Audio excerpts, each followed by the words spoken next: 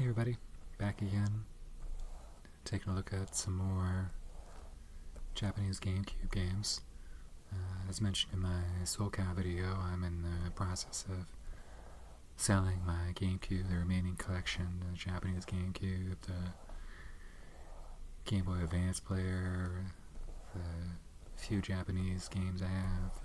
The North American games are long gone. I foolishly sold those before COVID. If only I knew the world was going to shut down and people were going to start paying a lot of money for retro video games. But I still have these, which haven't retained their value like the North American releases have. But I think F-Zero goes for like $50 or so complete, and I'm not sure what Biohazard, probably like 30-ish or so dollars. I haven't looked that one up in a while. But anyways, I figured I'd do two. I just did Soul Cow last time, and not to say I don't have as much to say about these two games, but I figured I could probably get two into my normal under 15-minute runtime. So, Biohazard is Resident Evil, for those that somehow don't know that. I feel like if you are a Resident Evil fan, then you would immediately recognize this as the Japanese version of Resident Evil, and that name change happened with the first game. Like when the PlayStation came out, it was Biohazard in Japan, and it was Resident Evil here in North America. So it stuck. Though I'm not sure if like the more recent ones in Japan, if it's like Biohazard 8. I assume it is, but I can easily check that online, I guess. So we'll take a look at Biohazard first. And this is the... Well, has Resident Evil had more than one remake now? It's really hard to remember. I feel like Resident Evil is... When I say Resident Evil, I'll probably end up using them interchangeably throughout this. But this is a game that's come out many, many times. And even like the original, there's the original, and there's like the director's cut. It's like the more common version to find now. I really don't know. And when GameCube came out, this was a remake, and it still had the tank controls, if that means anything to you, but the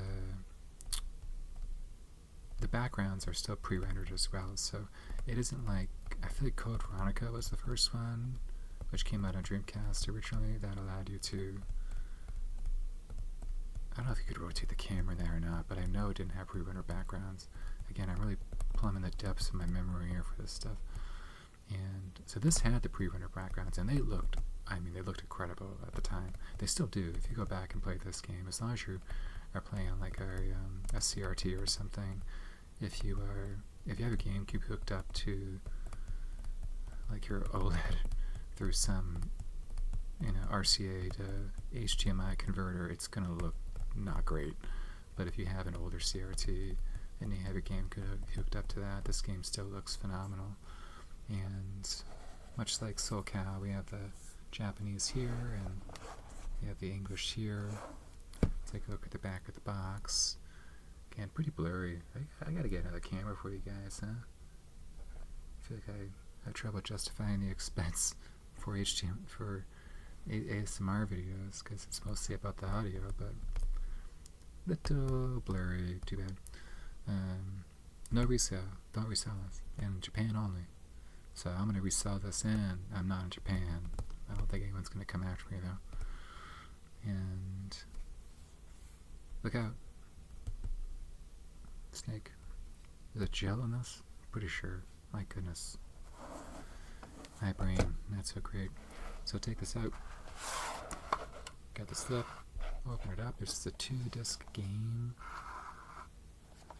Yeah, so Chris Redfield in this, and it's Jill Valentine, right? And so there's 2 discs here. I think one was an install disc, or halfway through the game, like you had to put the other disc in. And the menus in this are in Japanese, but like the dialogue and what have you is all in English, so you could definitely follow along. How do I get to the content here? It's just kind of weird packaging. It's just supposed to flip out. Jeez, I don't know. And I don't think this is complete I'm pretty sure this came with a memory card as well, and I have no clue where that memory card went. So, sorry whoever buys this. And put this back. What is this stuff here? So we got like it's like a register card. Like, why don't you register this game or something? Go here and put your info in. May 31st, 2002. He has some stickers for the memory card. Why don't you get an up-close look how blurry that is? Isn't that nice and blurry? Maybe a little better down here. So you can put this on top of your memory card. And then we have... Is this a poster? I don't remember a poster. No, this is buy Biohazard stuff. So Capcom really went all out with this. If you know, had a lot of money and you want to buy a Resident Evil themed watch, you're in luck because you have options and pretty expensive, huh? Like $120. I don't know what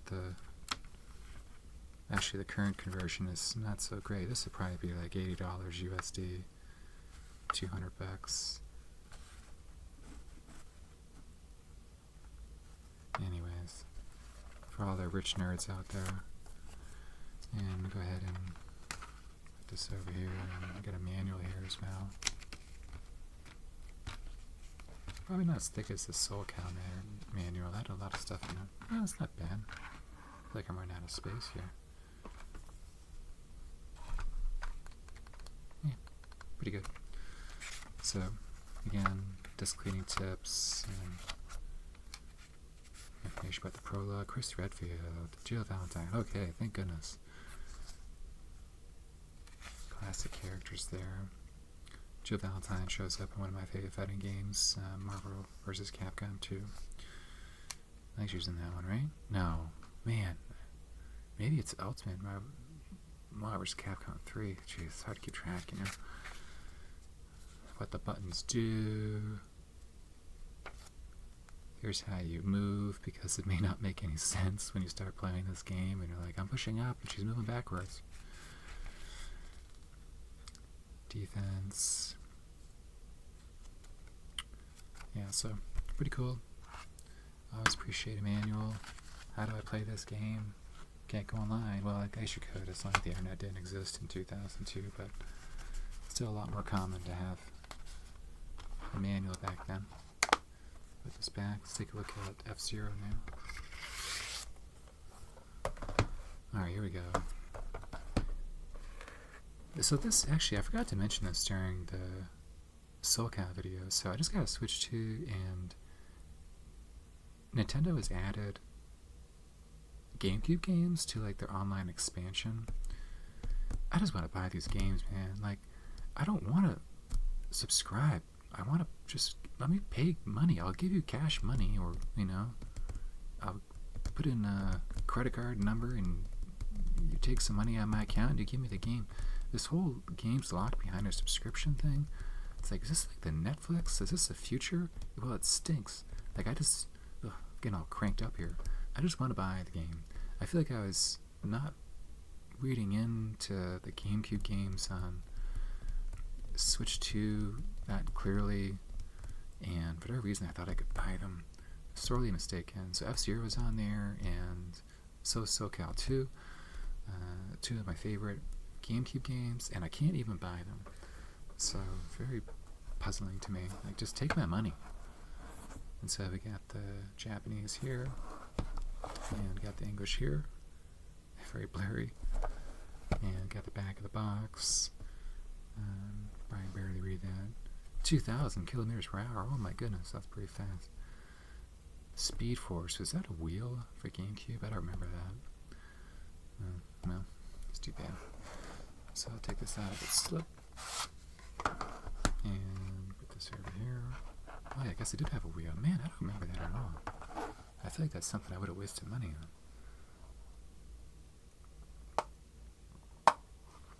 Trying to quietly open that up. Alright, so I got some goodies here. We got this. I didn't even open this. That sounds just like me, as it should. I am still me. But a lot of times, anytime, if I bought a game and it came with like cool swag or something like that, and it's like that person like, oh, don't open it, then oh, lose all its value, and I don't even get to enjoy it myself. But this being sealed 20 plus years later is giving me some enjoyment. So this is my F-Zero license card, and it's got some stuff on the back. I don't know what's going on here, what it's telling me about. I kind of want to open this up, it's been so long. It's a little thick, so is there more happening here? I think this is just the card here. You can kind of see it's slotted in. You can take it out. I'll put it in my wallet, and if I ever get pulled over, I can say, no, officer, I was going less than 2,000 kilometers per hour, and then I imagine I'll be arrested. So put that aside, and we got our manual here. Nice thick manual.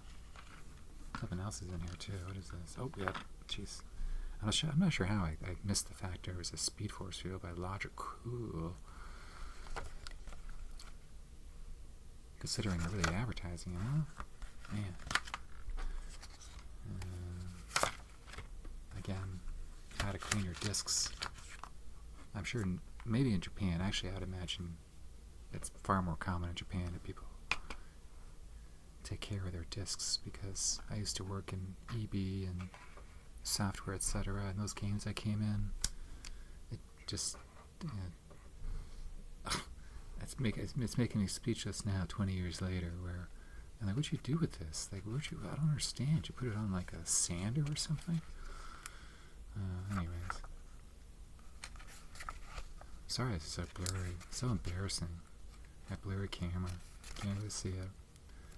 But yeah, again, this is really making me long for manuals. You can say it's a, waste of paper or whatever, but where do you draw the line, with what's a waste and what isn't? I guess manuals is where they drew the line very early in games. It's probably more of a cost-cutting measure than anything for them. Ah, yes, makes sense. Yeah, so this game, it got pretty challenging. Like, this was a difficult game, and I haven't played the Switch 2 emulation yet, because this is so blurry. This is such a waste of time, but what am I going to do? I don't have time to get a new camera. I got the racers and their crafts here in the back. Wish you could see them. It'd be very exciting if you could. But anyways, I was saying I haven't played the Switch 2 online version yet, because I don't want to sign up. I'm just so irritated by it. But I guess that has a bit of a issue with input lag, and a game like this, that's a pretty big deal. A pretty big deal in SoulCal too, for that matter. Input lag isn't great in any game, but racing games, fighting games, those are two of the worst, really. So hopefully they'll get that fixed at some point. Yeah, last page there. I'll put this back. Yeah, so really cool game. I wish Nintendo would have let me buy it. Maybe they'll change their mind, but I highly doubt that. I don't think they did for any of like the N64 games or whatever else they have on Nintendo Online. Just really bumming me out, Nintendo. Like, you made some cool games. I would like to have them in my collection. I don't want to sign up, but oh well. There's a lot of worse things out there going on than not being able to buy F-Zero, right? Anyways, we'll put these two side by side. Get to the end of the video here. Maybe that'll be my blurry thumbnail. So, thanks for watching.